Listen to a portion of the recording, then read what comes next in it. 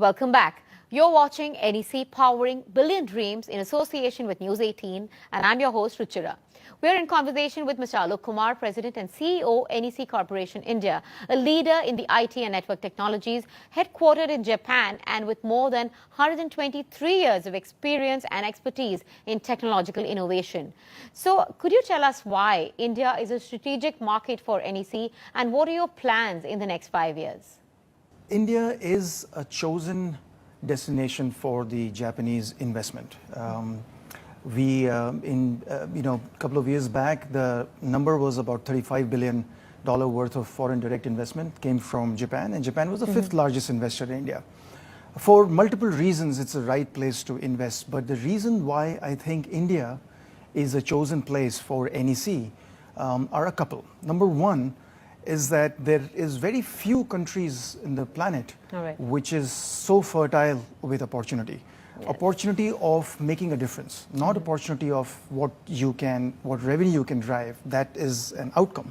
Sure. But opportunity of what difference you can make to society, and it goes fundamentally hand in hand with what NEC has been doing for the last 123 years, which is improving the lives of people and solving complex societal challenges.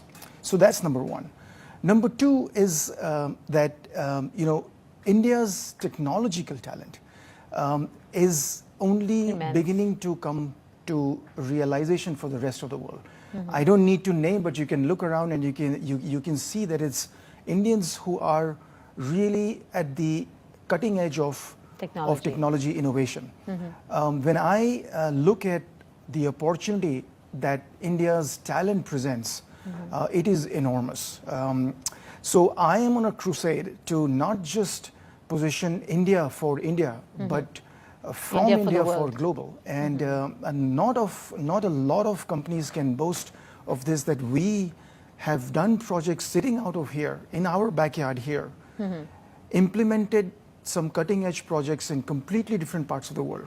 And that's the power of technology. So for one of the first 5G O-RAN implementation that was done for a private player in Japan was actually done out of sitting here in India. And our engineers really helped implement that. We are doing multiple projects in Middle East, in Europe, etc., where we are trying to enable the global impact of technology sitting out of India. So I think for us, India as an opportunity and India's talent as a potential that we can take overseas, I think our time has really come. And I think that's the reason why Japan is focused on India and NEC Japan is focused very much on India. And I'm really, really excited about India. Absolutely. It is a very exciting time, as you said, for our country, and digital skills are going to lead the way forward. But if I could ask you, what are the technological areas that you are focusing on? Because you spoke about these cutting edge technologies, and of course, they are transforming multiple sectors. So which are your key areas of focus? Yeah. One of the first ones, which I'm sure is not going to be a surprise for anybody, is AI and machine learning, artificial intelligence and machine learning. And I'll give you a difference. Till about 5 years or 10 years back, artificial intelligence was all about getting the algorithm precise. Yeah. It is not anymore about a precise algorithm. It is about the amount of data sets that you can process through your algorithm. Yes. And that makes the algorithm even better. There is no better place that can serve you as much data points as India can. Take any sector, transportation, healthcare, public sector space. I think so that is going to be one of it. We've just created a global center of excellence where we are building AI platforms in India that is going to serve projects outside of India, but sitting out of here. So that's one big area of focus for us. We are also creating a center of excellence for the transportation sector globally. So we are doing multiple transportation projects in India. We are now one of the larger players here in India in the transportation sector, but we are also taking our expertise of our people and our project execution capabilities to overseas markets. So that's another big piece. Logistics, we feel that we have gained a lot of ground. We have a very unique technology of track and trace at scale. I mean, a lot of people can do track and trace, but track and trace at scale is something that we have successfully implemented and stabilized and matured in India. And we want to take this technology to the use of other markets overseas. So again, we are trying to create a center of excellence for that. We are world's largest and most advanced facial recognition and biometric company. And we are trying to create a center of excellence over here that can have the facial recognition engine go as a layer for multiple applications in different industries. And we are creating a center of excellence over there.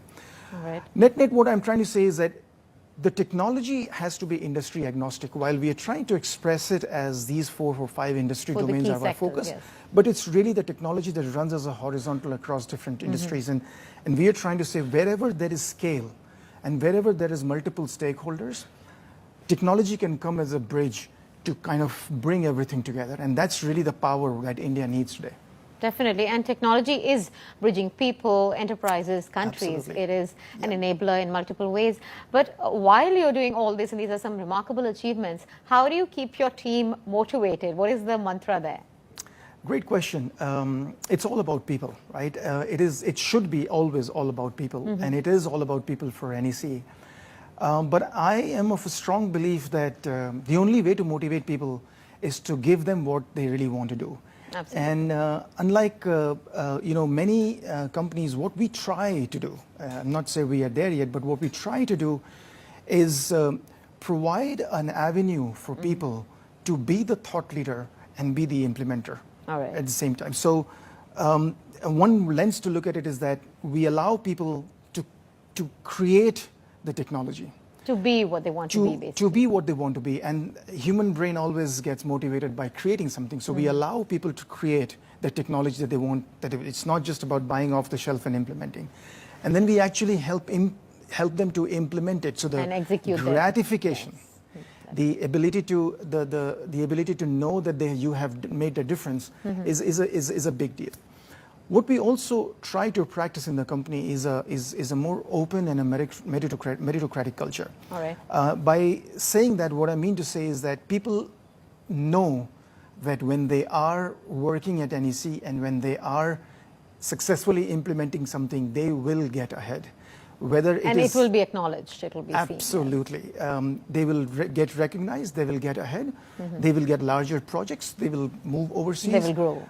And I am of a strong belief that a high tide lifts everybody. That's true. Right? So a successful project will lift everybody. It lifts every boat on the dock, and so it will lift every employee that works for NEC. Those are the simple mantras, I think. Empower and delegate. Give them the freedom to put the knowledge that they are best at in the places that deserves the best talent, and provide them an ecosystem and a culture where people can truly thrive and innovate. And that's what keeps us going. Now, it's not just talk. The proof point is that we have had one of the lowest attrition rates in the market over the last 2 years. And you've also been an employer of choice. We have been an employer of choice. We have got one of the highest engagement scores from our employees. We are fortunate that our employees recognize the work that we are doing, and they recognize the work they are doing. And I'm pretty sure our customers and our partners recognize that too. Thank you so much, Mr. Aalok. It was great to hear you, and thank you for sharing all these insights with our audience. And clearly, NEC is well on its way to creating a long-lasting tech-driven impact on 1 billion+ Indians. And it would be truly interesting to see the company achieve its endeavors. So thank you so much for joining us. Thank you so much for having me.